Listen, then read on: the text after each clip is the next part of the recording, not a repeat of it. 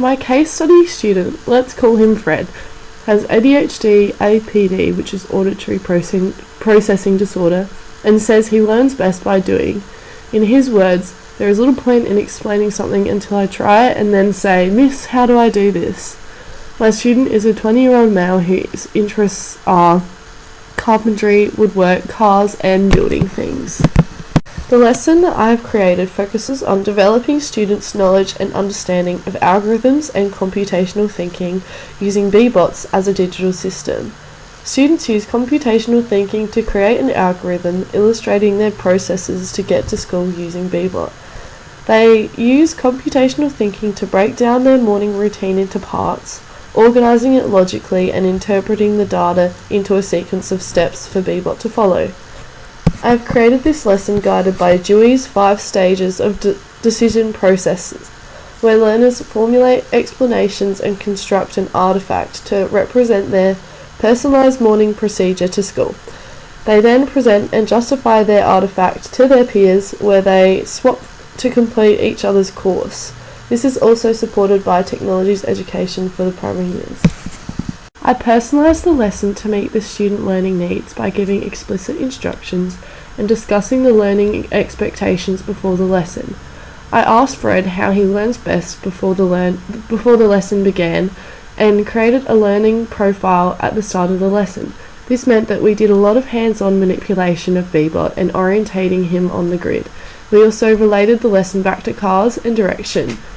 The lesson demonstrates how we can link technologies to real-world contexts to make the learning approachable for all learners. Linking to their daily lives in the form of morning procedures also correlates to the TEFL learning domain of 4.3, apply and assess learning in authentic contexts.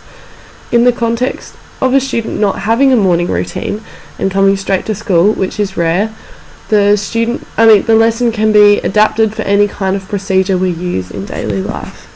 As the lesson was done unplugged without BBOT, the lesson ended up being adapted to use the grid sheet on its own. Some extension tasks were used to extend thinking as the student was above standard.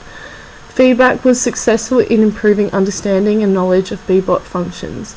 The student ended up moving the picture of BBOT around the board, which I wasn't expecting. If I were to do this lesson again, it may be useful to have a small picture of BBOT to scale with the map, to move around for more kinesthetic learners. At the end of the lesson, some lacking of understanding of algorithms was shown still in the exit ticket. Here are some examples of process-oriented feedback and critical questioning I provided throughout the lesson. This is important as I check back in with the student if they are struggling or if the instructions are making sense, as they have auditory processing disorder, which can make just verbal instruction giving ineffective. Some of the main misunderstandings clarified by the feedback were: remember that we have to complete the steps in order. An example of critical questioning to extend thinking is: there's multiple ways to get to the finish line. Can you create another algorithm that shows a different way?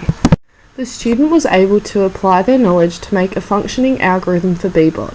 The level of knowledge shown in the artifacts and exit ticket was satisfactory, as they described functions and explained an algorithm as an organised system of functions.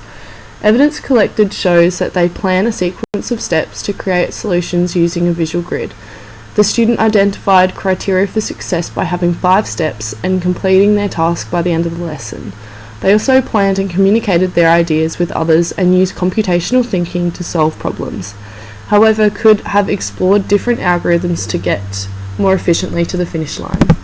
Some feedback I received from the student is that they needed more time to explore concepts before I stepped in and corrected their mistakes. I find that this is something that I struggle with as a PST, knowing when to step in and when to let the child make mistakes. The feedback I received also just suggests that a group exercise would have worked better, as partners can test ideas together and for students to actually play with the robots. This is something that I'll definitely use to inform my future teaching and pedagogy. This lesson provides evidence of APST Domain 5, Assess Student Learning, as throughout the lesson students were provided with extensive process-oriented feedback within a timely manner to improve construction of knowledge. This is evident as students were assessed using the rubric based on the quality of knowledge and understanding.